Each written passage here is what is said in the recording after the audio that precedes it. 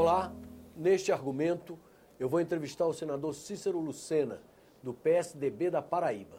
Nós vamos conversar sobre a transposição do Rio São Francisco. O senador Cícero Lucena foi o autor do requerimento que criou a comissão especial para acompanhar o andamento das obras da transposição. Senador, e como estão as obras? Que avaliação o senhor faz? Nós temos recebido notícias e tem sido vinculado pela televisão, artigos, rádio, da paralisação ou da desmobilização das obras da transposição do Rio São Francisco. Uma obra que é essencial para o povo do Nordeste, em particular para os 4 estados, Pernambuco, a minha querida Paraíba, o Rio Grande do Norte e o Ceará. Essa transposição irá proporcionar a segurança hídrica em algo que é fundamental, o abastecimento humano. Quantas pessoas calcula-se vão ser beneficiadas? Cerca de 12 milhões de nordestinos serão beneficiados pela transposição das águas do Rio São Francisco. Grandes produtores, como se diz, uma parte da igreja criticava muito a obra, alegando que ia beneficiar os latifundiários. Em absoluto, nós temos a garantia do abastecimento humano. Para você ter ideia, quando do início desse projeto, a transposição entrava na Paraíba apenas de passagem para o Rio Grande do Norte. E foi sobre a minha responsabilidade como ministro do governo Fernando Henrique Cardoso que nós criamos a Alça Leste, que entra pela cidade de Monteiro, na Paraíba, e de Monteiro aproveita o leito do rio Paraíba, garantindo o abastecimento num dos maiores açudes do Nordeste, que é o Buqueirão, que, para você ter ideia, irá garantir o abastecimento d'água da cidade como Campina Grande e toda a redondeza. Foi, inclusive, esse planejamento que permitiu que adutoras fossem executadas, estão sendo e continuam sendo realizadas, para que venham 30 municípios da região do Cariri paraibano. Então, a prioridade é o abastecimento humano. E é indispensável que isso tenha as ações. O governo do PT, por exemplo, chegou a comemorar que essa Alça Leste seria inaugurada no ano de 2010. Ela tem só 10% até hoje executada. E a que o senhor atribui o atraso da obra? Olha, pelas audiências que nós estamos tendo nessa comissão, quer seja por parte do governo, quer seja por parte dos empresários, assumindo de uma forma muito clara a incompetência do governo no seu planejamento. Tocou as concorrências. Um problema de gestão, principalmente. Exclusivamente de gestão. Porque disseram, o próprio ministro disse que não faltava dinheiro, mas faltavam os projetos. Existem lotes que foram divididos em 12, 13 lotes, existem lotes que ainda não tinham a liberação ambiental. Isso é inaceitável, é inconcebível que isso possa ocorrer. Então a obra foi fatiada em vários lotes, tem lotes que estão dizendo que está para ficar pronto, mas que não vai funcionar, porque não há a interligação e a continuidade, porque poderia ir liberando parte. Então nós só temos a lamentar profundamente e o descaso com essa questão da transposição. Isso está me lembrando uma história do passado, onde o governo federal cedia para os estados fazer centro social urbano. E os estados escolhiam que tipo de centro social urbano. Isso na década de 80. E no Ceará escolheram um centro social urbano com a piscina. E convidou a população toda para a inauguração desse centro social urbano. A população toda compareceu, só que ela compareceu com latas na cabeça para tirar a água da piscina. Então, nós estamos vendo a falta do planejamento desse governo, que eu estou vendo a hora, na inauguração da Copa do Mundo, na festa da Copa do Mundo, tem muita gente com lata na cabeça tentando pegar a água que vai aguar o gramado dos campos que estão no Nordeste.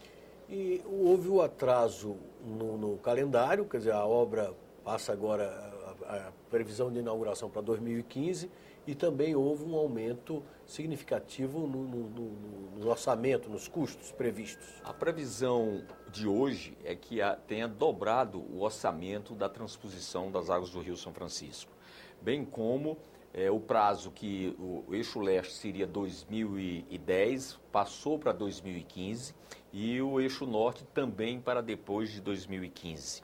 O que nos preocupa em tudo isso, porque existem obras que precisam ser feitas, não são apenas os canais. Precisa andar a questão da revitalização do Rio São Francisco, precisa executar as obras de saneamento básico nas margens desses canais ou dos rios, dos leitos do receber essa água. As cidades que são ribeirinhas precisa ter o saneamento básico para que a água seja de boa qualidade. Então, há uma série de ações que falta o planejamento do governo.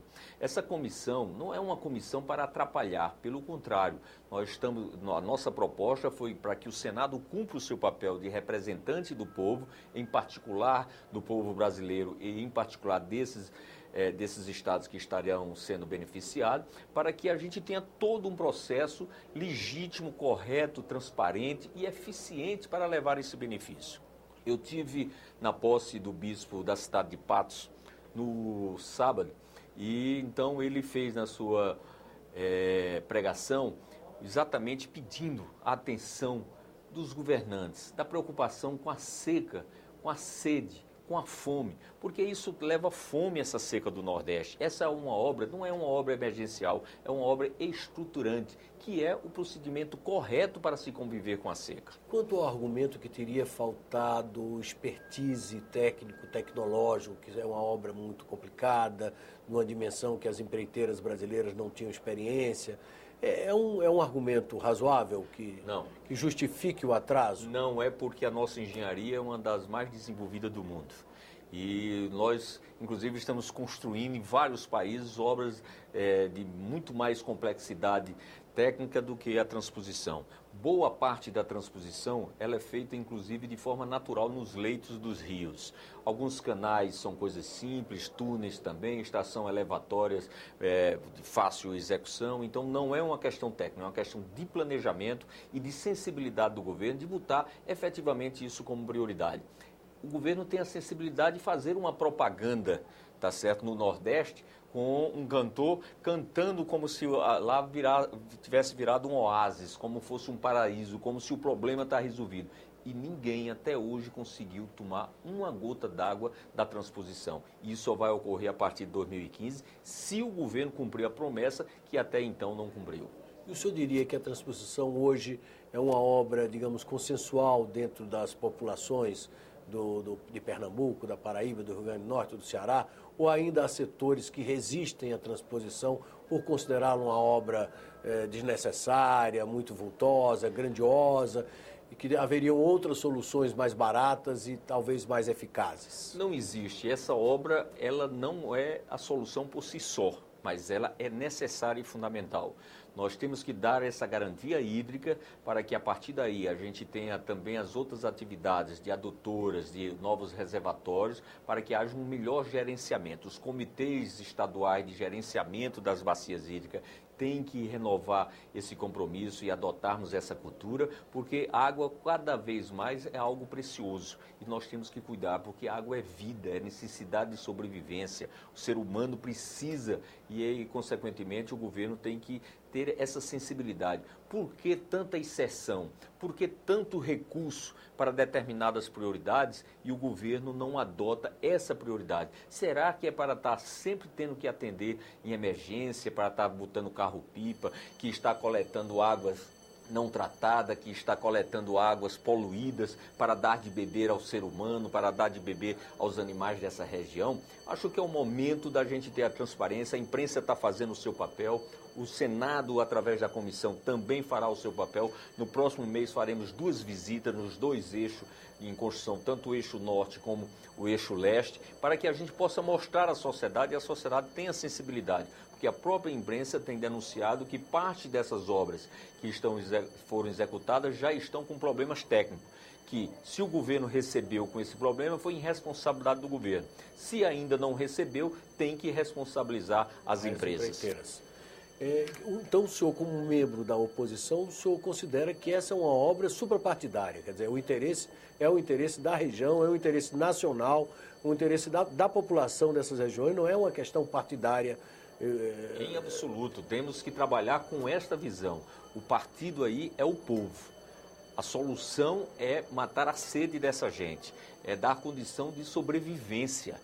porque hoje eu me recordo que quando eu fui governador do estado da Paraíba em 94, numa das secas que teve naquele período, nós chegamos a transportar água de trem para a cidade de Soledade, na Paraíba, porque perto da cidade não tinha nem manancial para que fosse captado água através de carro-pipa. Então essa foi a razão, inclusive, de eu ter trabalhado como ministro para colocar o eixo leste, que garantia o reservatório de Boqueirão em níveis compatíveis com a demanda e ser executadas as adutoras que foram executadas já no Cariri, para redistribuir essa água com a necessidade. Porque é importante que a população saiba, não vai ser transporte todo dia, é só quando houver necessidade. E tendo a construção, só será bombeado quando precisar de água nessa região.